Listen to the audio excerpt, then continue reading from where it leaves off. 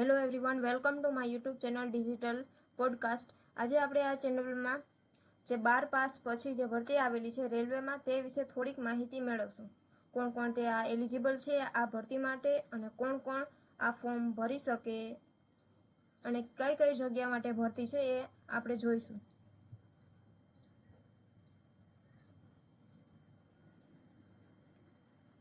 તો આ 12 પાસ ઉપર જે ભરતી છે તે 20/9 થી ચાલુ થઈ જશે પબ્લિક થવાની અને 21/9 થી ફોર્મ ભરાવાના ચાલુ થશે।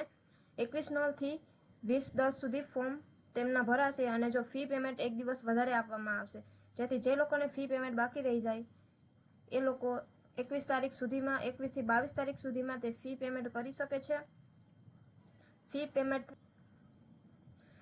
જે આ 12 પાસ ઉપર ભરતી છે તેમાં 4 પોસ્ટ ઉપર ભરતી છે। પહેલી છે કોમર્શિયલ કમ ટિકિટ ક્લાર્ક, જેનું કમિશન પે લેવલ 7 થશે।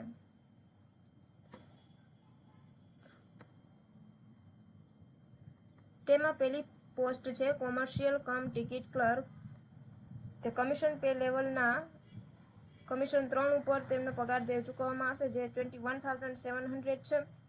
ટોટલ વેકેન્સી તેમની 2022 છે। સેકન્ડ પોસ્ટ છે એકાઉન્ટ ક્લર્ક કમ ટાઈપિસ્ટ, જેમાં 19,900 તેમની સેલેરી છે અને તેનું પે કમિશન છે સેકન્ડ અને 361 તેમની વેકેન્સી છે। એવી રીતના જુનિયર ક્લર્ક કમ ટાઈપિસ્ટ, પછી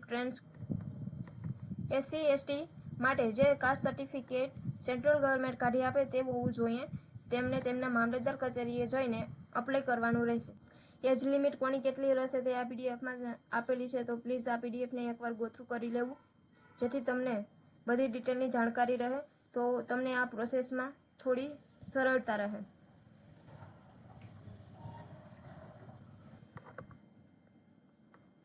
આ એક્ઝામની પેટર્ન વિશે થોડું જાણીશું।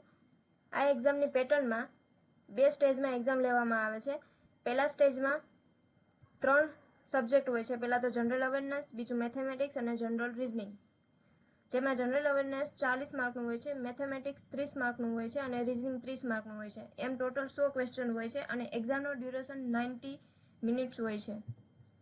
અને ટિયર 2 એટલે કે સ્ટેજ 2માં પણ આ 3 જ સબ્જેક્ટ હોય છે, પણ માર્કમાં થોડુંક અદલાબદલી, જેમાં માર્ક્સ જનરલ અવેરનેસના 50 માર્ક થઈ જાય છે, મેથેમેટિક્સના 35 માર્ક થઈ જાય છે અને રીઝનિંગના 35 માર્ક, એમ મેથના અને રીઝનિંગના બંનેના 35 અને જનરલ અવેરનેસના 50 માર્ક થઈ જાય છે, જે પહેલા પેપર કરતાં વધી જાય છે।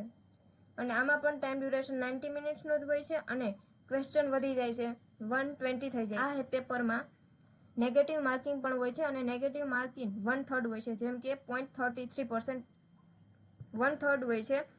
અને આ એક્ઝામ ફી જેમ કે SC/ST, જનરલ, OBC અને EWSની બધી મહિલાઓ માટે 250 ફી છે।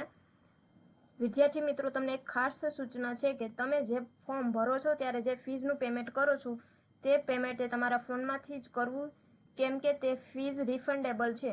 તમે જ્યારે એક્ઝામ દઈને પાછા આવતા રહેશો ત્યારે જ થોડાક દિવસ પછી તમારા એક્ઝામ ફીસ પાછી તમારા અકાઉન્ટમાં આવી જશે।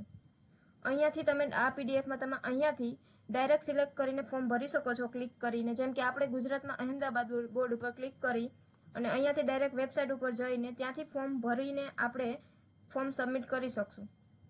ફોર્મ આપણે કેવી રીતના ભરવું, આગળની પ્રોસેસ શું છે એ બધી આપણે નેક્સ્ટ વિડીયોમાં છે।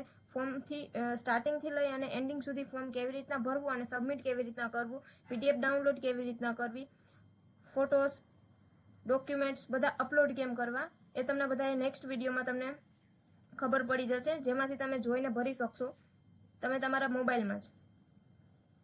અથવા તો સેન્ટ્રલ લેવલની એક્ઝામમાં ફોર્મ ભરો છો તો તમારી પાસે સેન્ટ્રલ લેવલનું કાસ્ટ સર્ટિફિકેટ નથી, તો તમને ખબર નથી કે કેવા ફોર્મેટમાં કઢાવવું, તો આ જ પીડીએફમાં લાસ્ટમાં તમને કાસ્ટ સર્ટિફિકેટના ફોર્મેટ આપેલા છે। તેમાં પછી SC માટે હોય, ST માટે હોય કે OBC માટે નોન ક્રિમિલિયર હોય, કોઈ પણ ડોક્યુમેન્ટ હોય નીચે ફોર્મેટ આપેલા છે। આ ફોર્મેટ મુજબ તમે તમારા તમને જે જિલ્લાના તાલુકામાં લાગુ પડતું હોય ત્યાં જઈ તમે આ ફોર્મેટ બતાવશો એટલે તમને તે ફોર્મેટમાં દાખલો કાઢી આપવામાં આવશે। હેલો વિદ્યાર્થી મિત્રો, પ્લીઝ મારા ચેનલને તમે લાઇક, શેર અને સબસ્ક્રાઇબ કરી દેજો, જેથી તમને આવી અવનવી માહિતી અને અવનવા અપડેટ તાત્કાલિક મળી જાય। સાથે નોટિફિકેશન બટન પણ ઓન કરી લેજો, જેથી જ્યારે હું મારો વિડીયો અપલોડ કરું ત્યારે તમને મારો વિડીયો પહેલાં જોવા મળે, જેથી તમે માહિતીથી અપડેટ રહી શકો. આભાર તમને બધાને મારો વિડીયો જોવા બદલ.